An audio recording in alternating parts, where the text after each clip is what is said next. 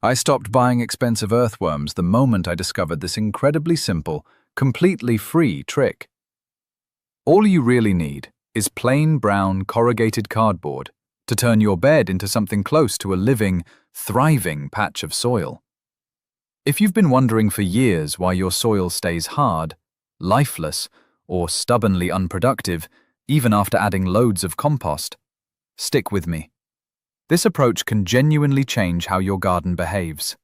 No gimmicks, no miracle products from the garden center. When it comes to soil health, earthworms are the quiet workforce doing all the heavy lifting beneath the surface. They loosen compacted ground and break down organic matter day in, day out. And cardboard brings them in far more effectively than anything you can buy. Buying worms is only ever a short-term fix. If the conditions aren't right, they won't stay. They need food, moisture, and shelter. That's where cardboard comes in. Laid on the surface, it acts like a protective blanket. It suppresses weeds, holds moisture, and at the same time becomes a food source for the worms. As they feed on the cellulose, worm numbers increase naturally. Over time, the cardboard breaks down into rich organic matter, full of nutrients like nitrogen, phosphorus, and potassium. Meanwhile, the worms create a network of tunnels, improving soil structure without any digging. That said, if your soil is like concrete, simply adding worms won't solve it. They can't force their way through heavily compacted ground.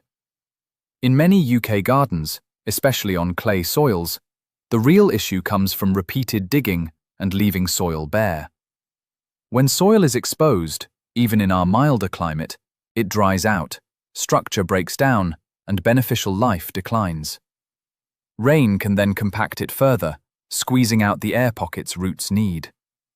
Plants struggle in these conditions. Roots can't breathe properly, and nutrients become locked away. Adding compost on top of that, without fixing the structure first, often does very little. It just sits there, instead of being properly absorbed into the soil system. Worms and beneficial microbes are drawn to dark, damp conditions. Plain, untreated cardboard mimics the natural layer you'd find on a woodland floor. It creates that cool, moist environment where soil life can recover. Think of it as tucking your soil in under a breathable blanket. In that sheltered space, worm populations can grow quickly. They break down the cardboard, leaving behind worm castings, one of the richest natural fertilizers you can get. If your soil is particularly heavy, gently loosening it with a garden fork before laying cardboard can help. You're not digging, just creating a few channels so air and water can move through. This makes it much easier for soil life to get going. Once the cardboard is down, let it settle for about 5 to 7 days before adding any mulch on top. Keep it damp, not soaked. In the UK, regular light rain often helps, but during dry spells, you'll need to water it properly so it softens right through. If you skip this step, the effect is much weaker.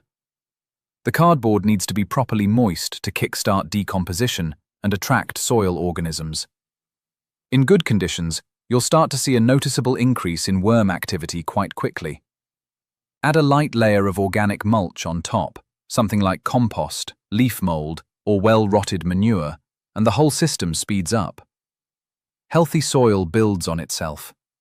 As long as there's enough moisture, biological activity keeps increasing. Worm castings are packed with nutrients and beneficial microbes, giving your plants a steady, natural supply of what they need to grow. As worms move through the soil, they create natural drainage and aeration channels.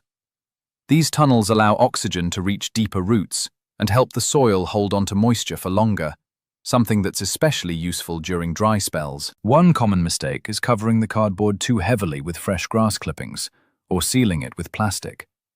That can create a soggy, airless environment, which actually puts worms off. You want it moist and breathable, not waterlogged. When done properly, this method turns tired, compacted soil into something loose, rich, and full of life. Cardboard works because it copies what happens in nature. It creates a stable, protected layer where worms can thrive. Within a day or two, it softens and darkens the surface. After a few days, it starts holding moisture like a sponge. Not long after that, worms begin moving in from deeper layers. By the end of the first week, decomposition is well underway. The soil starts to change, becoming softer and more workable. In many cases, even heavy ground can begin to improve surprisingly quickly. Using 2 layers of cardboard often works better than 1, especially on tough ground. Just make sure it's the right kind. Avoid anything glossy, heavily printed or coated, as these can contain unwanted chemicals. Before laying it down, remove any tape, staples, or plastic labels. Simple brown boxes like delivery packaging are ideal. The more natural and untreated, the better. Some inks and coatings can contain harmful substances, so it's worth being selective. A healthy bed starts with clean, safe materials. When laying the sheets, overlap them well so there are no gaps. Even small openings can let weeds push through. Once everything is in place, give it a thorough soak. The cardboard should be fully saturated, like a damp sponge. Dry sheets will act as a barrier rather than a benefit. A common mistake is only wetting the surface.